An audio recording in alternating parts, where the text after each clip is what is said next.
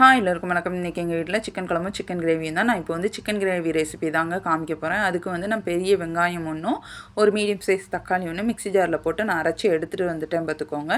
நான் சிக்கன் கூட என்னென்னலாம் போட்டிருந்தேன்னா இஞ்சி பூண்டு பேஸ்ட்டு, மிளகாத்தூள், மஞ்சத்தூள், குழம்பு மிளகாய்த்தூள், கரம் மசாலா போட்டு இந்த அரைச்சிட்டு வந்த வெங்காயம் தக்காளி பேஸ்ட்டையும் நான் போட்டு நல்லா மிக்ஸ் பண்ணி 15 நிமிஷம் ஊற வச்சுட்டேன் பார்த்துக்கோங்க. அது ஊறினதுக்கப்புறவு வடை சட்டியில் எண்ணெய் ஊற்றி எண்ணெய் காஞ்சதுக்கப்புறம் கடுகு கருவேப்பிலை போட்டு பொரிஞ்சதுக்கப்புறம் இந்த மேரினேட் பண்ணி வச்சுருந்த சிக்கனை எடுத்து நான் எண்ணெயில் போட்டுட்டேங்க. வேறு எதுவுமே நம்ம விட்ட வேண்டாம், எதுவுமே பண்ண வேண்டாம்.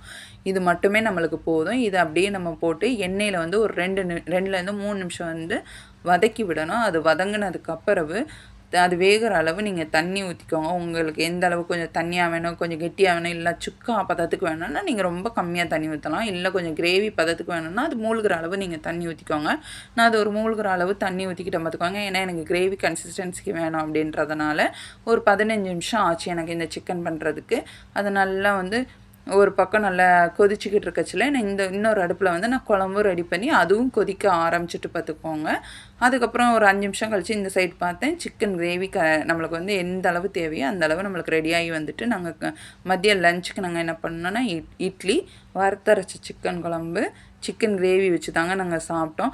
இது கூட நாங்கள் கருவேப்பிலை கொத்தமல்லி போட்டு மட்டும்தான் நாங்கள் லாஸ்ட்டாக இறக்கணும் பார்த்துக்கோங்க.